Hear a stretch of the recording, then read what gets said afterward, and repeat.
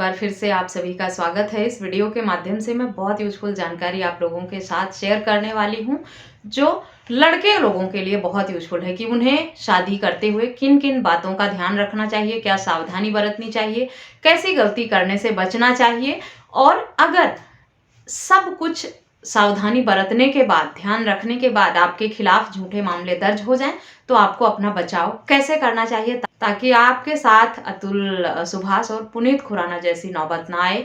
किन किन सेक्शन में आपको अपने हक में आवाज उठानी है, क्या प्रावधान है कानून में आपके लिए, इस सब की जानकारी इस वीडियो के माध्यम से मैं दूंगी। तो पूरी जानकारी पाने के लिए इस वीडियो को अंत तक जरूर देखें। अगर मेरे चैनल पर नए हैं, अब तक सब्सक्राइब नहीं किया है, तो प्लीज सब्सक्राइब करके बेल आइकन को जरूर प्रेस करें ताकि इस तरह की और भी इंफॉर्मेटिव वीडियोस आपको घर बैठे मिलती रहें। सबसे पहले तो शादी करते हुए ही आपको कुछ बातों का ध्यान रखना है, आप एक अच्छे परिवार के साथ अपना रिश्ता कर सकें।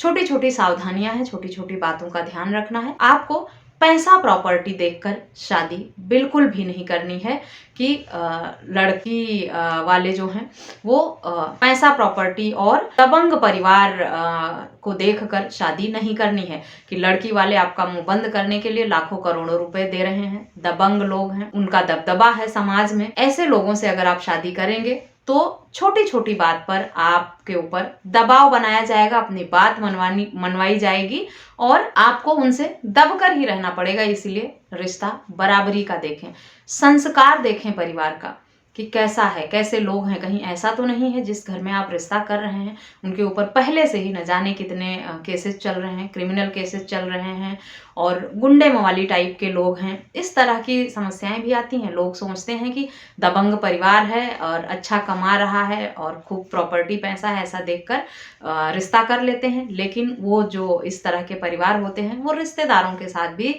दादागिरी और दबंगई दिखाने से बाज नहीं आते हैं। तो परिवार में रिश्ता जोड़ें तो आप जिस तरह के हैं अपने जैसा ही परिवार ढूंढे हैं, तो आप भी उन्हीं की तरह हों, तब आप उनके साथ लड़ भी सकते हैं, जीत भी सकते हैं।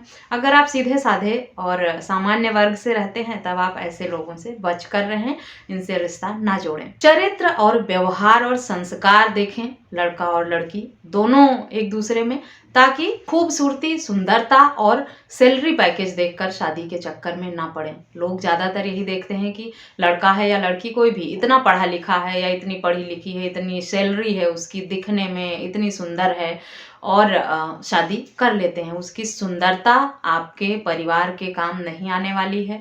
संस्कार, सुंदरता से रिश्ता नहीं चलने वाला है। संस्कार उसका जो होगा, व्यवहार उसका जो होगा, वही आपके परिवार के साथ अच्छा रिलेशन बनाने में काम आएगा। सुंदरता काम नहीं आती है। इसलिए सुंदरता और सैलरी और एजुकेशन को छोड़कर संस्कार देखें उसके, और चरित्र देखें कैसा है, व्यवहार कैसा है। इसके साथ ही साथ अगर आप लड़की देखने गए हैं तो लड़की की माँ का स्वभाव कैसा है, वो झगड़ालू स्वभाव की है या वो अच्छे स्वभाव की है, वो वर्किंग है या घर में रहती है, वो लालची स्वभाव की है या संघर्षों से रिश्तों को जोड़कर उसने अपने जीवन को आगे बढ़ाया है। इन सब छोटी छोटी बातों को आपको ध्यान में रखना होगा, क्योंकि लड़कियां ज़्यादातर अपने माँ के टच में रहती हैं, माँ से ही सीखती हैं और माँ से ही उनको काउंसलिंग भी मिलती है। शादी के बाद भी अगर माँ ने परिवार को जोड़ कर रखा है, परिवार के साथ रही है, वो एक सामान्य महिला है, गृहिणी है, चाहे वर्किंग है, कुछ भी है,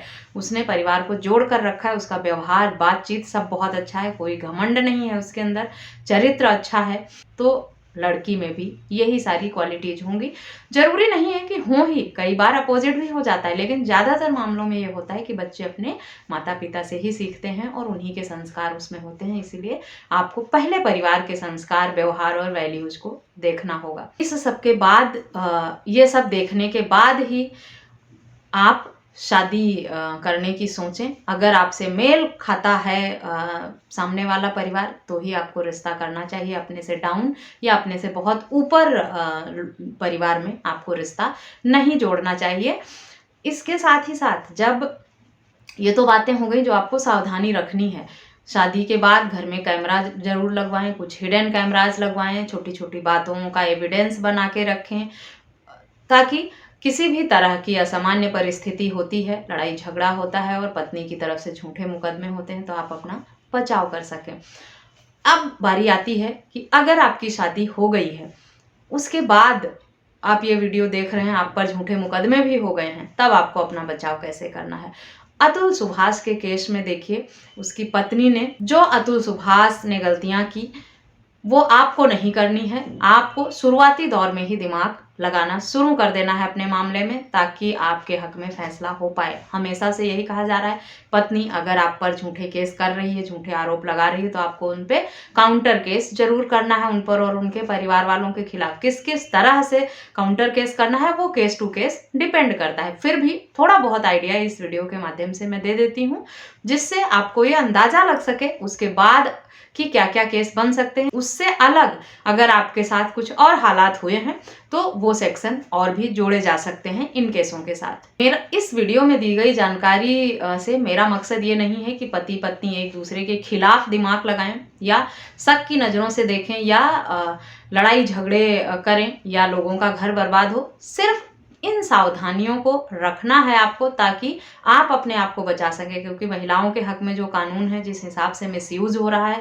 और पुरुषों की हालत जिस हिसाब से हो रही है आज के समय में, वो बहुत ही खराब होती जा रही है। इसीलिए अब पुरुषों को ही अपने बचाव में दिमाग लगाना होगा। अगर कोई महिला झूठा केस कर देती है, झूठे FIR कर देती है, झूठे बयान देती है, झूठी एफिडेविट देती है, तो पति के पास विकल्प होता है कि वो पत्नी की झूठी एफिडेविट देने पर उसके खिलाफ केस कर सकता है। BNSS के सेक्शन 379 के अंतर्गत झूठा FIR हुआ है तो पति को क्वेश्चनिंग के लिए जाना होता है। पहले 482 CRPC में था, अब BNSS के सेक्शन 528 में है। टाइम बाउंड कराने के लिए केस को हिंदू मैरिज एक्ट के सेक्शन 21B की एप्लीकेशन लगानी होती है, या आर्टिकल 226 में अगर कई सारे केसेस चल रहे हैं आपके, तो आर्टिकल 226 में ये प्रावधान है कि उन्हें टाइम बाउंड आप हाई कोर्ट से करा सकते हैं। अगर अलग अलग स्टेट में केसेस चल रहे हैं तब उसके लिए आपको सुप्रीम कोर्ट में आर्टिकल 32 में जाना होगा, ताकि पत्नी पर भी दबाव बने। और इसके साथ ही साथ अगर ससुराल वाले घर में घुस के मारते हैं, धमकियां देते हैं, या मार पिटाई की है, या घर में घुसकर सामान उठाकर ले गए हैं जबरदस्ती, उसके बाद भी झूठे मामले दर्ज किए हैं और इस सबके एविडेंस हैं, तो अन्य क्रिमिनल मामले भी इसके साथ ही साथ पत्नी और ससुराल वालों के खिलाफ दर्ज हो जाते हैं। आपको इक्वल दबाव बनाना है अपनी पत्नी और परिवार वालों के ऊपर उनके, ताकि वो उनकी हिम्मत टूटे, उनका हौसला भी टूटे और आपको भी थोड़ी राहत मिले। जब झूठे मामले करने वालों के खिलाफ इस तरह के क्रिमिनल केसेस दर्ज होते हैं तो उनको भी डर बनता है, दबाव बनता है उनके ऊपर, और वो फिर सेटलमेंट करने को, समझौता करने को तैयार हो जाते हैं। अगर आप शुरुआत से ही दिमाग नहीं लगाएंगे, छोटी छोटी सावधानियां नहीं बरतेंगे, अब तो समय बहुत बदल गया है। अब वो जमाना नहीं रहा कि आप शादी करके पार्टनर को ले आए, घर पे छोड़ दें और आंखें बंद करके उस पर भरोसा करें, जो कर रही है, जैसे कर रही है सब ठीक ही होगा। नहीं, अब आपको फर्स्ट डे से ही दिमाग लगाना शुरू करना होगा, सावधानी रखनी होगी। और अगर झूठे मामले दर्ज हुए हैं, झूठी FIR दर्ज हुई है, झूठा स्टेटमेंट और 125 में मेंटेनेंस लेने के लिए पत्नी ने झूठी एफिडेविट तक दे दी है, BNSS के सेक्शन 379 के अंतर्गत पत्नी के खिलाफ मामला दर्ज कराना होगा। पहले ये 340 में दर्ज होता था CRPC के। झूठी FIR को क्वैश करने के लिए आपको हाई कोर्ट जाना होगा। झूठी FIR को क्वैश करने के लिए 528 सेक्शन जो है BNSS का, पहले ये 482 CRPC में होता था, अब BNSS के सेक्शन 528 के अंतर्गत FIR क्वैश की मांग हाई कोर्ट से की जाती है। लापरवाही आपके लिए बहुत बड़ी समस्या हो सकती है। आपके हक में भी कानून है। केसेस अगर आपके ऊपर मल्टीपल होते हैं तो, या एक केस भी है तो आप उसे टाइम बाउंड कराएं। अगर लंबे समय से केसेस चल रहे हैं, आपको लगता है एक के बाद एक केस हुए जा रहे हैं, तो उन्हें टाइम बाउंड करा लें।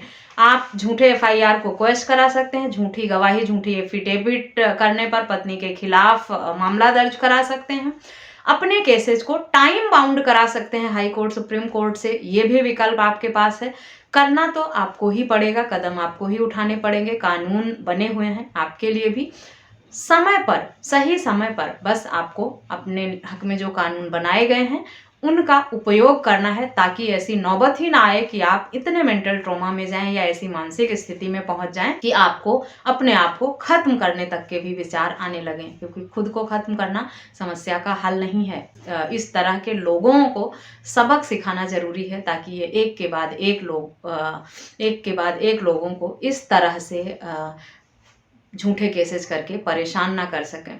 आशा करती हूँ वीडियो में दी गई जानकारी यूजफुल होगी। जानकारी यूजफुल लगी है तो चैनल को सब्सक्राइब करके बेल आइकन को प्रेस करना बिल्कुल भी ना भूलें, ताकि इस तरह की और भी इंफॉर्मेटिव वीडियोस आपको घर बैठे मिलती रहें।